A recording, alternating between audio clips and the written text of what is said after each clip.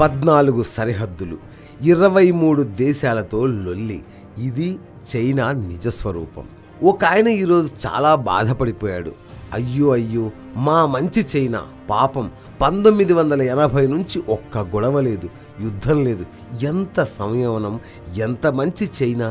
సిక్కింలో China India ముఖాముఖి ఉద్రిక్తత వెనుక చాలా అంతర్జాతీయ కోణాలున్నాయి.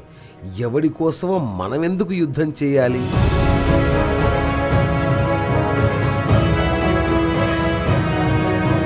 భారతీయుల భావజాలం మారాలి అన్నట్లుగా ఒకటే చింతించాడు ఆ పెద్ద ఆయన.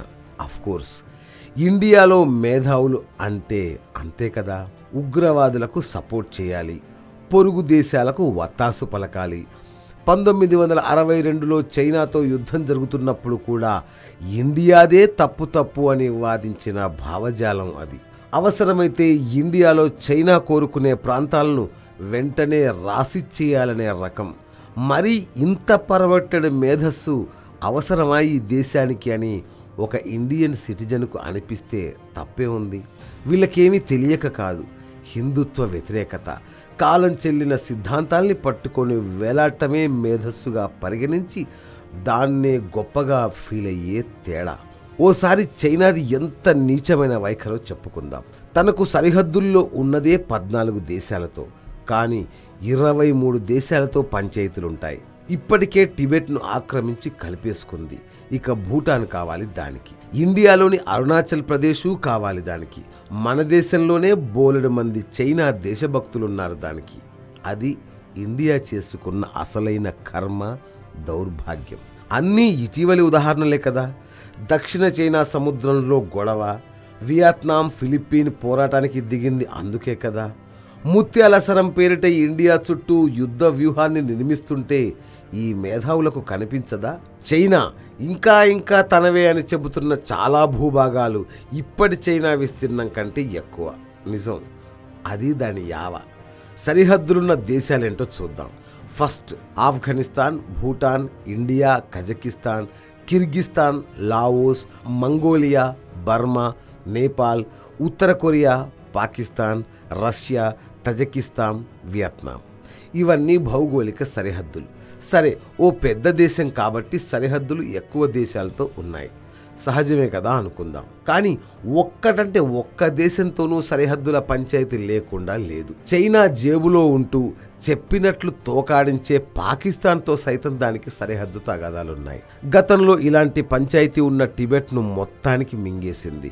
ఇక భౌగోళిక సరిహద్దులు కాకుండా నడుమ 100 కిలోమీటర్ల మేరకు సముద్రం ఉన్నా సరే, సముద్రానికి ఆవల ఉన్న దేశాలతోనూ చైనాకు సరిహద్దు గొడవలున్నాయి.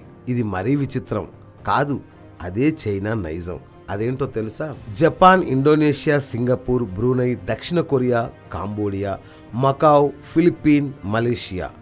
ఒక్కో దేశంతో ఏమేం పంచాయతీలు ఉన్నాయా అనేది ఇక్కడ చర్చిస్తే స్పేస్ సరిపోదు. గత చరిత్ర ఏదేదో తవ్వి ఫలానా ప్రాంతం మాదే అని తగవ పెట్టుకుంటుంది. మధ్యలో సముద్రం ఉంది కదా అంటే అసలు దక్షిణ చైనా సముద్రం మాదే అంటుంది. అంతర్జాతీయ కోర్టు తప్పుపడితే ఠాట్ నువ్వెవడికి చెప్పడానికి అని తీసి పారేస్తుంది. తాజాగా హవాయి అసలు కొలంబస్ కన్నా ముందే తాము 1418లోనే అమెరికాను కనిపెట్టామని కూడా వాదిస్తుంది. ఇన్ని భౌగోళిక పంచాయతీలున్న ఏకైక దేశం చైనా మాత్రమే.